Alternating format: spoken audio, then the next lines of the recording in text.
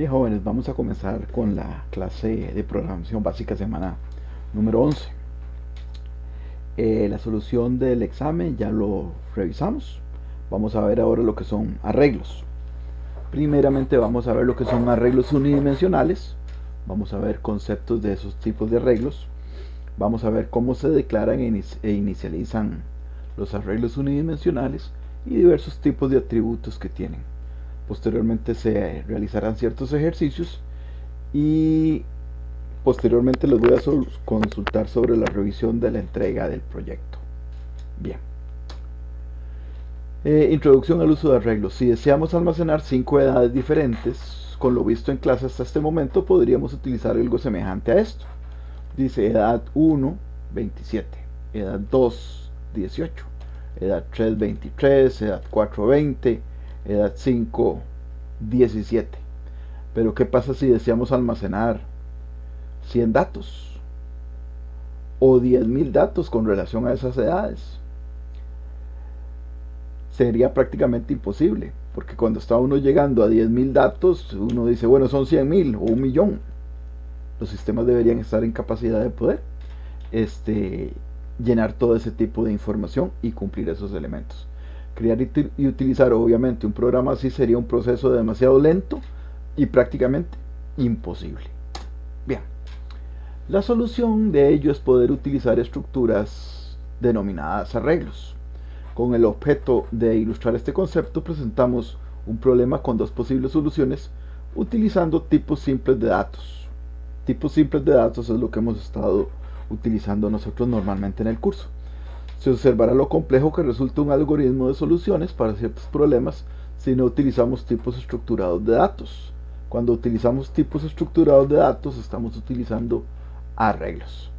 Posteriormente y luego de presentar los arreglos mostraremos una solución al problema planteado utilizando tipo de datos estructurados. Bien. Problema. Se tienen los sueldos de un grupo de 70 empleados de una empresa y necesitamos saber cuántos de estos empleados tienen un sueldo superior al promedio del grupo. ¿Cómo podríamos resolver ese problema? Bueno, a continuación podríamos presentar la primera solución, que sería S sub 1, S sub 2, S sub 3, S sub 4 hasta S sub 70, donde S sub algo representa el sueldo del empleado número 1, número 2, número 3, número 4, número 5, número 6, hasta el empleado número 70. Bien. Solución con la materia vista hasta hoy. Como necesitamos saber cuántos empleados ganaron un sueldo superior al promedio, se tuvieron que volver a leer los 70 sueldos o se deberían de leer los 70 sueldos para comparar cada uno de ellos. Veamos acá el algoritmo. Dice aquí acumulador es igual a 0, y es igual a 1, y en este ciclo, donde dice que se repite hasta que i sea menor o igual a 70, entonces viene, se lee el sueldo, se acumula el salario o el sueldo y se cuenta. Continúa aquí. Mientras i sea menor a 70. Recuerden que en este caso i se va sumando, arranca con 1 para el primer trabajador, luego 2, luego 3, luego 4, luego 5. Así hasta que llegue a igualar a 70. Cuando llegue a igualar a 70 simplemente se sale y aquí calcula el promedio. El promedio lo calcularía con el acumulador y lo divide obviamente entre los n empleados, que en este caso son 70. Pero vean lo que sucede posteriormente. Debemos de contar los que tienen un salario mayor al promedio. Entonces tenemos que hacer otro ciclo acá. Entonces dice contador es igual a 0, i es igual a 1. Y aquí viene i es menor o igual a 70. ¿Sí o no? Si es sí, entonces vuelve a leer otra vez el salario. Lo leyó aquí. Pero este simplemente era para determinar el promedio. Ahora vuelve a leerlo acá y aquí lo que determina es que si el salario es mayor que el promedio, si el salario es mayor que el promedio, pues obviamente va a contarlo acá. Si no, simplemente no lo cuenta, pero sí incrementa el i del ciclo. Entonces aquí continuaría las 70 veces que tenemos que agregarlo para los 70 trabajadores. Y al final nos indica cuánto es el contador, que en este caso sería obviamente los trabajadores que ganan un salario mayor al promedio. Entonces ahí habría problemas, ¿verdad? Como necesitamos saber cuántos empleados ganaron un sueldo superior al promedio, se tuvieron que volver a leer los 70 salarios de cada uno de ellos, y además también hubo que agregarlos para determinar el promedio. Aquí viene una explicación de lo que son las variables que se utilizan para ese entorno. Segunda solución. A continuación presentamos la segunda solución, donde también tenemos S sub 1, S sub 2, S sub 3, hasta S sub 70, donde S sub 1, 2 y hasta 70 son variables de tipo real que representan los sueldos de los trabajadores, en este caso 70. Bien, acá tenemos una variable contador, acumulador, el promedio, y las S sub 1, sub 2 hasta 70, que todas serían de tipo real. Bien, aquí tendríamos el diagrama. Aquí tenemos inicio, tenemos un contador, y atención acá, obviamente no se puede hacer de esta manera, ¿verdad?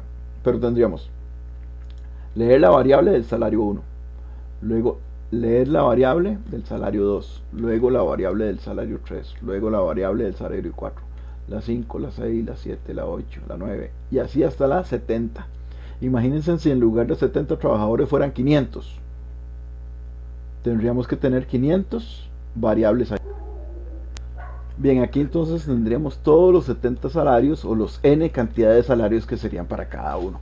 Obviamente podríamos hacerlo con 3 variables, con 3 trabajadores, pero si es una cantidad muy grande se volvería imposible. Ahora, aquí tendríamos un proceso donde acumulamos salario 1 más salario 2 más salario 3 más salario 4 más salario 5 más salario 6 hasta salario 70. Y todo eso se sumaría y se asignaría en acumulador. Luego obtendríamos el promedio, pero ahí está todo, digamos que fácil, porque viene ahora la parte siguiente. Ahora tendríamos que agarrar la variable del salario 1 y compararla para determinar si es mayor al promedio. Si es sí, la cuenta, y si es no, no hace nada. Luego tenemos que evaluar la variable 2. Si es mayor al promedio, la cuenta, y si no, no hace nada. La variable 3, mayor al promedio, sí, la cuenta, y si no, no hace nada. Luego la variable 4, la variable 5, la variable 6, la variable 7 hasta la variable 70, y después poner el contador que se iba acumulando de cada uno de estos procesos. Sí, 70, pero imagínense 500 trabajadores, sería imposible. Comentarios. En la solución planteada en el primer diagrama, el usuario debe ingresar 2 veces todos los datos. Esto resulta impráctico porque considere que el número puede ser mayor de 70. Además es ineficiente. La operación de lectura, ya sea de manera interactiva con el usuario o desde un archivo, ocasiona obviamente pérdida de tiempo. En la solución planteada en el segundo diagrama se manejan 70 variables de memoria. Esta solución presenta el inconveniente de que el manejo de las variables obviamente puede volverse inmanejable si el número de colaboradores crece considerablemente. Además, algunos pasos especificados en el algoritmo se repiten, como por ejemplo la característica de comparar el salario 1 con el mayor al promedio, el salario 2 mayor al promedio. Eso obviamente puede causar errores. ¿Por qué? Porque la gente se aburre de estar haciendo la misma operación. Es sabido que ejecutar una tarea repetitiva, en este caso escribir el mismo paso muchas veces, quita el interés de la acción y obviamente puede ocasionar errores. Puede observarse entonces que ninguna de las dos soluciones resulta práctica y eficiente. Es necesario un nuevo tipo de datos para poder tratar ese tipo de problemas adecuadamente. Ahí es donde surgen los datos de tipo estructurados en estructuras de tipos a arreglos. Sobre los arreglos tienen algunas características importantes que debemos de respetar. Número 1, es una colección finita de datos, o sea, no es infinito, tiene un límite. Luego es homogénea. Cuando habla de que es homogénea es que todos los datos tienen que ser del mismo tipo. Si solamente guardamos enteros, solo podemos guardar enteros. Si utilizamos reales, datos de tipo real, números con fracciones, solamente podemos guardar reales. Si utilizamos cadenas o strings, solamente ese tipo de dato. No podemos combinarlos con otros. Solamente cuando utilizamos vectores paralelos, que lo vamos a ver posteriormente, sí podríamos utilizar tipos diferentes de datos, pero en un arreglo específicamente no. Esos vectores paralelos son varios arreglos que se manejan de manera paralela, entonces pueden tener diversos tipos de datos, pero eso los vamos a ver más adelante. Y también ordenada, es otra de las características que debe tener un arreglo. O sea, se puede distinguir y determinar cuál es el primer elemento, el segundo, el tercero, el cuarto, hasta el último elemento de ellos. Un arreglo tiene la característica de que puede almacenar n elementos del mismo tipo y permite el acceso a cada uno de estos elementos. En este caso se distinguen básicamente dos partes, los componentes y los índices. El componente hace referencia a qué valor se está guardando en una casilla y el índice lo que dice es la posición dentro del arreglo. Esto es muy importante de manejarlo porque hay que diferenciar lo que es el componente del índice. El componente es el elemento que nosotros guardamos y el índice es la posición.